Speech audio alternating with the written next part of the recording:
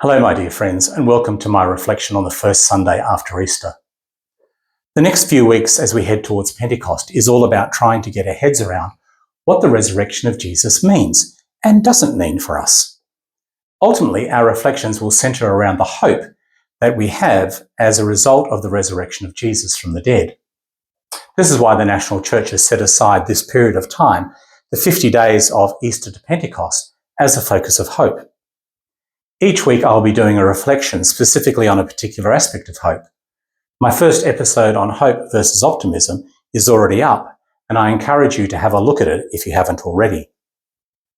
Today's Gospel is the wonderful account of Thomas after the resurrection. We're told that the disciples are gathered in the upper room with the doors locked for fear of the Jews. They really were expecting the fate of Jesus to befall them as well. Isn't that interesting? Earlier, we're told by the evangelist that women came and told them that Jesus is risen from the dead. And they have gone to the tomb and found it empty, save the burial clothes that Jesus had on. But despite Jesus telling them that he would be raised from the dead, they simply did not believe it.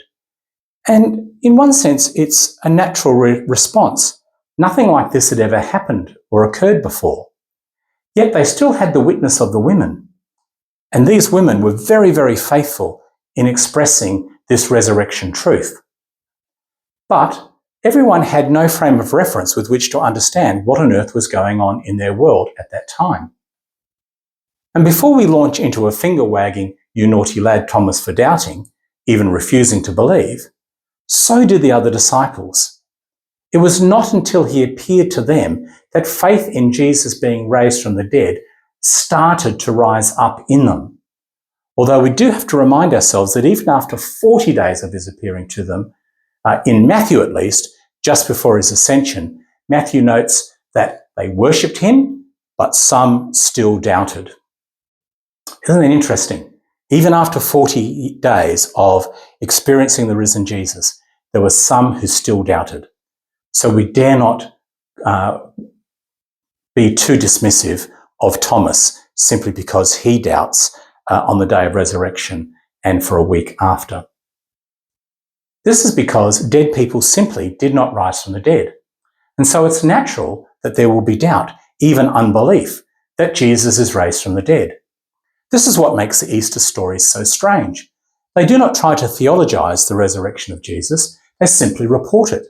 They don't say that because Jesus is raised from the dead, we will all go to heaven, for example.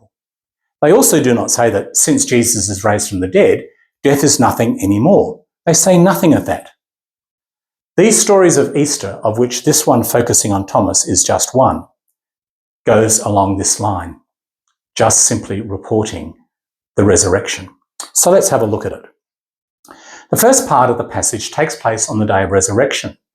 The disciples have heard from the women that Jesus is raised, and they don't believe them. Typical.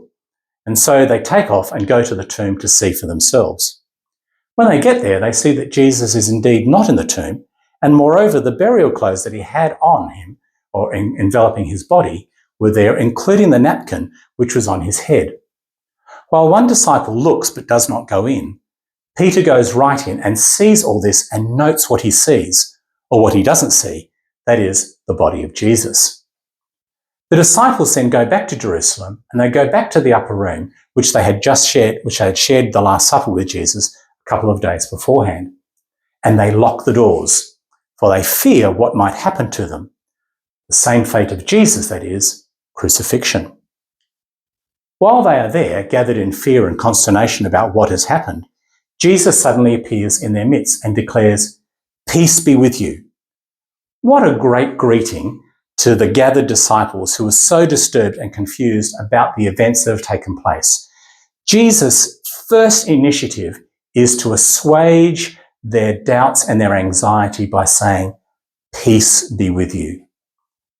They have gone from the wonderful events, it's understandable, isn't it? They've gone from the wonderful events of the Last Supper to the trauma of the trial and crucifixion, to the despair of the grave, and now their world is being upended, yet again, with the incredulous vision of Jesus standing before them. No wonder they need those wonderful words of Jesus, "Peace be with you." But no wonder they're so excited when they see Thomas and report to him that they have seen Jesus. And yet the response of Thomas is no worse than their initial response, for they too had refused to believe the reports of the women. Why would they be surprised that Thomas would doubt their reports as well? It's all just too fantastic to believe with any credibility. A week later, so they've had time to start to digest what this is all about, we are told that they're all gathered together in the same upper room, and this time Thomas is with them. The scene is identical to the first, and Jesus comes into the upper room through the doors which are locked and says, "Peace be with you." However, this time, Jesus, knowing all about Thomas and his doubts, invites him to place his fingers in the nail prints in his hands and his hand in his side. Interestingly, it seems Thomas doesn't do as is invited. He simply affirms, "My Lord and my God." Here is the point as to why this is included in John's Gospel. You believe because you have seen. Blessed are those who have not seen and yet believed. Now, a couple of points. First, this very gentle chiding is not just directed to Thomas. While it might seem that way, remember the other disciples were disbelieving until they saw Jesus as well. And so the blessed are those who do not see and yet believe can also apply to them. Thomas simply wanted a bit more. He wanted to make sure it was the Jesus who was crucified, that he saw on the cross, who has been raised from the dead.